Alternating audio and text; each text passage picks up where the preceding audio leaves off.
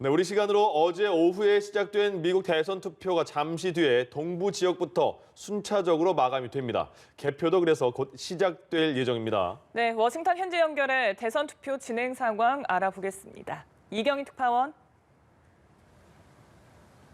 네, 워싱턴입니다. 네, 현지 시간은 오후 6시를 향해 가고 있는데 곧 투표를 마감하는 지역들이 있다고요? 네, 서부 지역은 아직 좀 더 시간이 남았지만 동부 지역은 가장 먼저 투표가 마감되는 시간이 잠시 뒤 오후 6시입니다. 인디애나, 켄터키 등을 시작으로 버지니아, 노스캐롤라이나, 워싱턴, DC 등의 순으로 투표가 마무리될 예정입니다. 투표 시작 초기 일부 지역에서 시스템 오류 등의 문제가 발생한 곳도 있었지만 대부분 투표소에서 순조롭게 투표가 진행됐는데요. 현장 투표의 열기는 지역마다 차이가 있었습니다.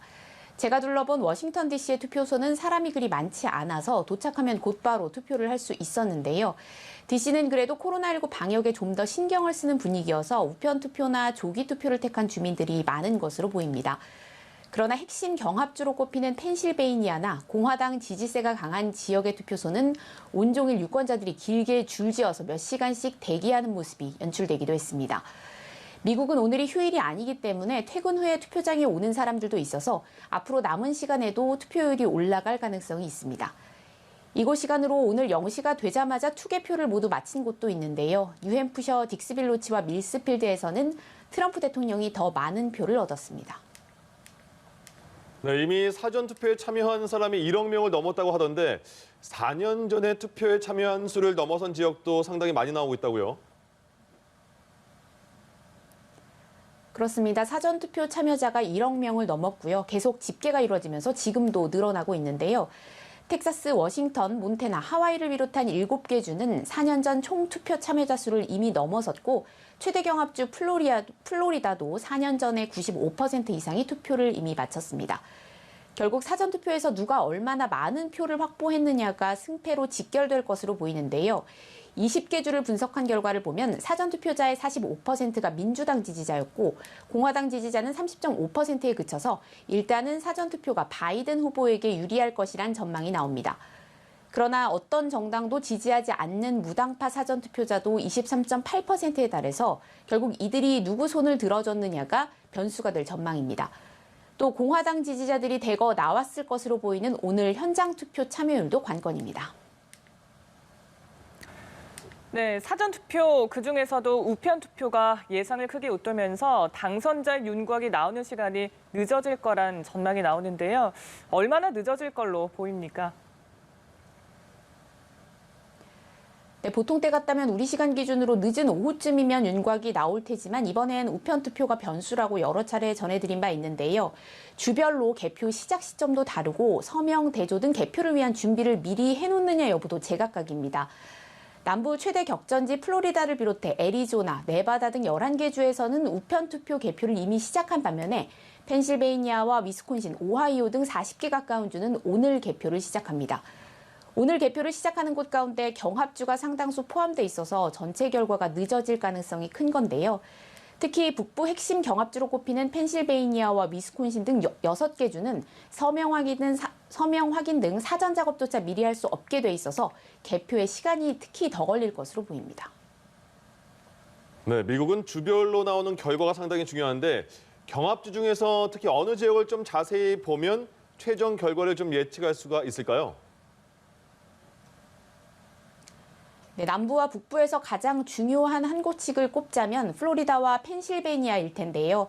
트럼프 대통령은 플로리다, 바이든 후보에게는 펜실베이니아가 승리를 위해 꼭 잡아야 하는 필수 지역으로 꼽힙니다. 플로리다의 경우는 비교적 결과가 일찍 나올 것으로 예상돼서 여기 결과를 보면 민심을 어느 정도는 가늠해 볼 수 있을 것 같습니다. 그러나 펜실베이니아는 앞서 전해드린 것처럼 우편투표 개표를 가장 늦게 시작하는 주 가운데 하나고 대선 이후 도착분도 인정해주고 있어서 오래 걸릴 것으로 전망되는데요. 펜실베이니아 주장관은 유권자들에게 오늘 투표 집계가 끝나지 않을 것이라고 말했습니다.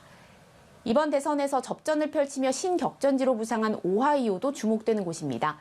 1964년 이후 모든 대통령이 이 지역에서 승리했습니다.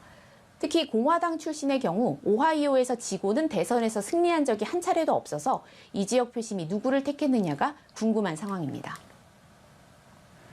네, 두 후보는 유권자의 선택을 기다리고 있을 텐데 오늘도 인터뷰와 메시지를 통해서 사실상 선거운동을 이어갔다고요? 네, 트럼프 대통령은 오늘도 폭스뉴스와 인터뷰를 갖고 승리를 자신했습니다. 느낌이 좋다면서 4년 전 자신이 확보한 선거인단 306명을 넘어서길 기대한다고 말했는데요. 트럼프 대통령은 버지니아 알링턴에 있는 공화당 전국위원회를 찾아 선거전을 함께 뛴 참모들을 격려한 뒤 백악관으로 복귀했습니다. 저녁에는 백악관에서 250명 지지자들과 선거 파티를 열 예정입니다. And we should be entitled to know who won on November 3rd. And if somebody comes along and puts a ballot in way late, they shouldn't be. They should put the ballot in earlier. There's no reason why they can't put the ballot in 2 weeks earlier or 1 week earlier. Over 150 million people to vote. And guess what? People between the ages of 18 and 13 or 18 and 30 are turning out in big numbers. That's going to be a big deal. 바이든 후보는 그제 어제에 이어서 사흘 연속 펜실베이니아를 찾았습니다. 이곳의 승리가 얼마나 절실한지 느껴지는 대목인데요. 오늘은 자신의 고향이기도 한 스크랜튼과 펜실베이니아 최대 도시 필라델피아를 방문했습니다. 어릴 적 자신이 살던 집을 찾아 벽에 이 집에서 백악관으로 라는 문구를 적기도 했습니다. 오늘 밤에는 델라웨어 윌밍턴 집 근처에서 대국민 연설을 예고하기도 했는데요. 두 후보 모두 승리를 장담하는 가운데 트럼프 대통령은 당선 파티를, 바이든 후보는 당선 연설을 준비하는 모양새입니다. 지금까지 워싱턴에서 전해드렸습니다.